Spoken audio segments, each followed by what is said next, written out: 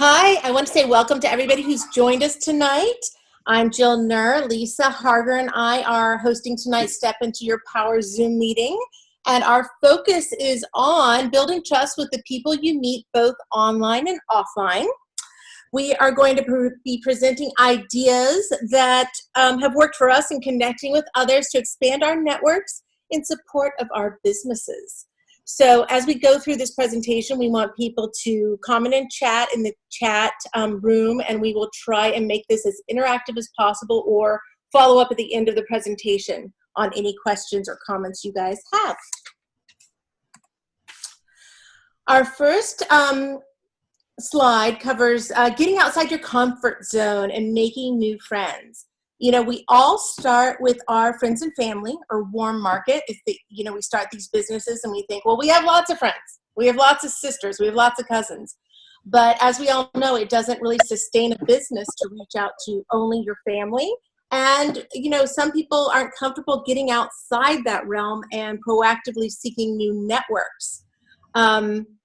We have the tip that the easiest way to expand your network is to link up with others who share your interests, your hobbies, people who have kids at your school, charities that you're passionate about. For example, I would say that I'm a Scorpio. I love Madonna. I love Persian cats. I try and find those groups on Pinterest or Instagram and Facebook, and it becomes a natural thing for me to get engaged with the other people who share those interests. And it's not artificial, and you start making those connections because they're real topics, or I also have a child, something more meaningful, and we share concerns about the community, the schools, and you start building trust by sharing your own knowledge and experience either in the on-site meetings or on the websites. And also, it's a natural way for you to get to know people and their whys, which is always our end to share our business, either the opportunity or the products. But you have to take a little time establishing those relationships. You don't jump right in with what you're there to offer. You have to wait till the time feels right, till you feel like you've really established the rapport, and then you start sharing. And really, it's about being you and being real, because as we all know, people buy you. They don't just buy the product. So you want to have people who trust you and respect you, and vice versa. The first step, and I think something that we all jump into because we can do it from our cars, from our offices, from our homes, is social media. And, you know, we're all lucky to live in a time when we can get on the internet, we can get on Instagram, we can reach thousands, millions of people from our desks. And it really allows us to meet our cold market, people we don't know, and make new connections. So, I'm sort of a Facebook junkie. I'm starting to launch into Instagram. I have a 12-year-old who's on Pinterest and tells me about Snapchat. But I think everybody has to decide what medium speaks to them, what they're most comfortable with. Don't try and hit everything at once. And then you start finding those groups. It's an easy way to join groups. You follow people that share your interests. And it should be an organic thing. It shouldn't be forced. You find, like Lisa said, bird groups. I like Stella and Dot. You find Instant Pot recipe groups. Like, really, if you're making your list of people you want who are prospects, you can also make your list of your passions and groups that you think would naturally speak to you. I guess Lisa is an NKOTB fan because she listed that. There are also book clubs, your church group. They all have social media presences. So whatever you think would speak to you and you could naturally connect with people over, that's what you should be seeking out. There are also community groups like Nextdoor. And the key to this is not about finding customers. It's about adding value and making real connections. And as you go through it, you start adding friends. I think one of the things you do as you add friends is you can go, I think a goal is to say, I'm going to find on these groups, depending on how many groups you have, I wouldn't say go overboard, but you're trying to add 10 friends a day. You send out friend requests to people you've sort of started getting a rapport with. Not all of them are going to accept, but you start building your list. And as you add those friends, maybe make a list on an Excel sheet, put the date you made that first connection they accepted. And just for timing, you're not going to jump on them tomorrow. You're going to wait a few weeks and track how long you guys have been engaged before jumping on them and sharing an opportunity. But there will be a time when it feels right, when you have a real connection and sort of a relationship. You're not just adding names to your list.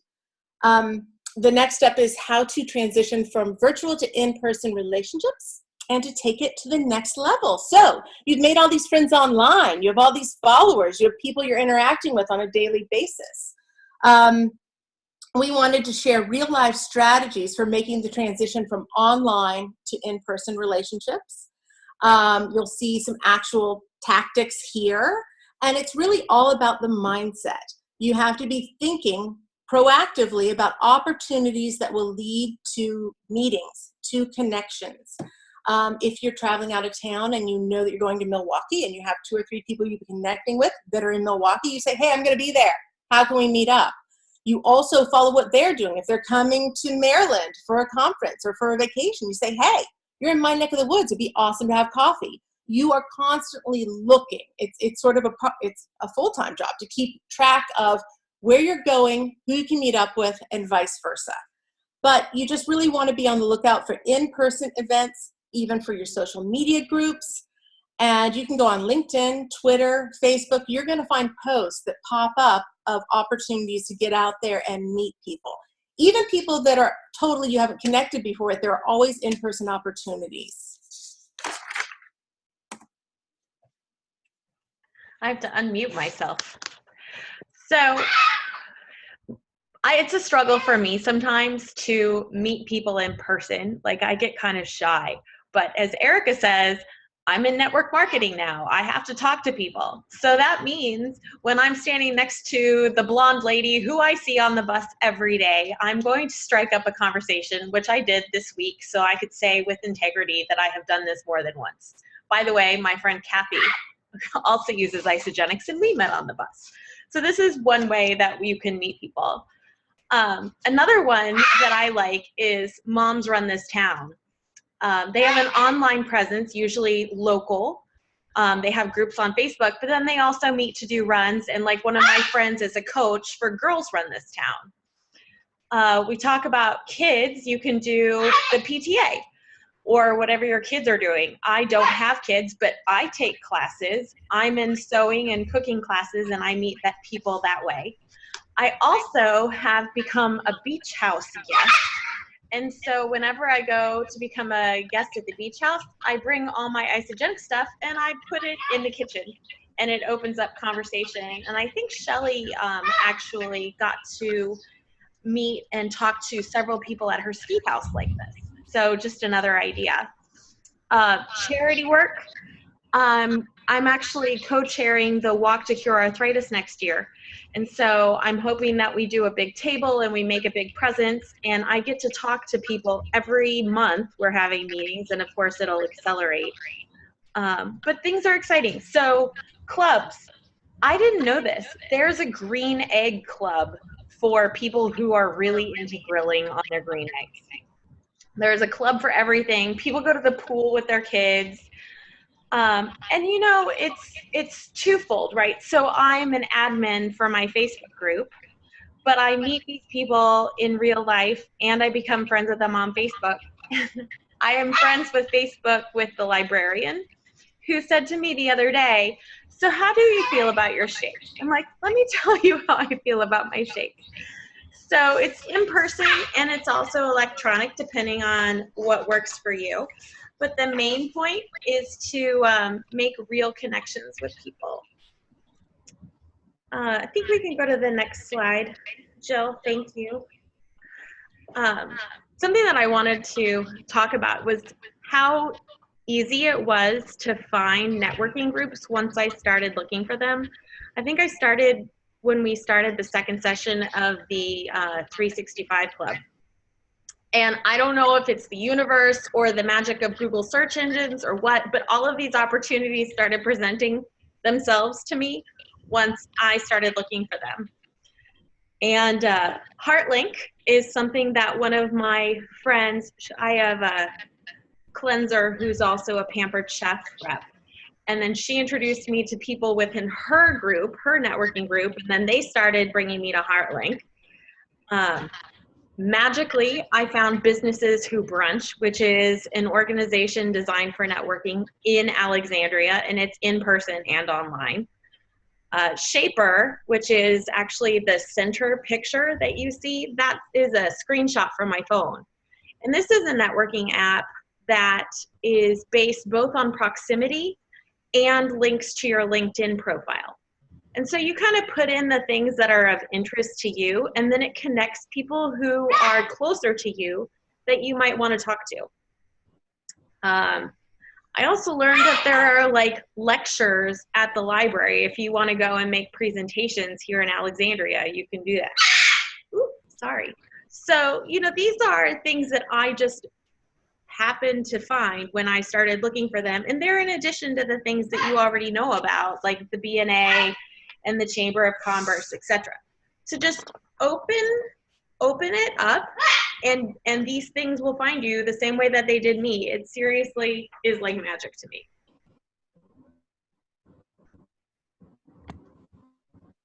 Oh. So I think Lisa brought up and I brought up that we probably all have friends in Pampered Chef, in Unique, in Monat. We have people that we're either friends with who are doing the same thing we are, or we are their customers, or vice versa. So you know what? There is a whole community of people out there who are focused on the same business building activities. So I say reach out to them. You can contact them about sharing ideas, sharing successes, sharing roadblocks, asking them about the apps they use, the networks they go to. I had a friend who actually took me to a networking event last week. She said there's a Montgomery County Housewives networking event. And so we went together. So, just making that network of friends and recognizing that you're both on the same path can be an amazing resource for you. And you know what? You can ask for support for your business and return it in kind. I have hosted events and even done joint events where I'm putting out my healthy happy hour and they are doing their jewelry or their cosmetics, or you just host for each other, or you share each other's posts when there are specials, or you let each other post on each other's pages. You will be amazed. Everybody is out there to help you. It's not a competitive mindset. People are out there to really share the wealth. And I think people appreciate when you're in their community and their profession and you are treating them with respect with what they do. And you'll find that there's so many people out there willing to help you and support you. The other thing I would say is that you have, in this day and age, I keep emphasizing how we are in the modern age, that we have access to online events. We have access to books. We have access to podcasts. We have rock star network marketers at our fingertips every day. You know what? They don't have to be in your specific business or industry for you to learn from them, and vice versa. So two of the things on this slide, the Network Marketing Pro, that's Eric Warre, GoPro. He has a whole website with resources and podcasts. MLM Nation is Simon Chan. I actually listen to his podcast every time there's a new one. He interviews successful leaders in network marketing. He actually is a co-author on Dawn's book about mom and dadpreneurs. So actually when I saw his name on her book, I was like, oh, I know Simon. So it's like there's a network out there of people who are ready to help you take it to the next level. So I say, I actually was listening to a podcast today. It was Richard Bliss Brooks. He did the 4-Year Hero book, and he does a 4-Year Hero podcast series. I think it's the 4-Year Hero Heroes or something series. And he had a girl on today who's with Unique, a cosmetics line, and she's like 21. She's been in there 2 years, and she is insanely successful. And she actually talked specifically what we're talking about, Lisa, about making connections online, how to do it organically, how she failed at the beginning. She was spamming everybody, and how she learned to finesse it and make real connections. And she now has 5,000 followers. And so I will try and share that on our page as well, just the link to that podcast, because I thought it was just so apropos for what we were talking about tonight, and it was even more practical tips of what was working for somebody in our industry. That sounds really cool, Jill. That would be awesome. Thank you. So I took this because our sort of subtitle of the talk today was how to build trust. And I found this, and we all love John Gordon. So I pulled these tips from his book, Soup. And you know, Genevieve is a big fan of the 4 agreements, which I'm trying really hard to practice myself. But it comes down to a couple things for me. And the first is, number 1, say what you are going to do and then do what you say. Number 9, oh my goodness, I'm so sorry. Number 9, show people that you care about them. And then number 11, be yourself. That will radiate trust to the people around you, because when they see who you are, they will trust you. And when you are genuine and consistent, they will trust you. And, you know, Jill and I during the preparation kept coming back to the same thing. At the end of the day, treat others the way that you would want to be treated. It's the golden rule. It's everything. Just be genuine, treat others the way you would want to be treated, and love on people. Oops, sorry, I didn't mean to flash my paper in front of the screen. But we are more than happy to answer any questions if you have any. I didn't see any come up in the text. I'm going to go ahead and stop recording now, if that's okay.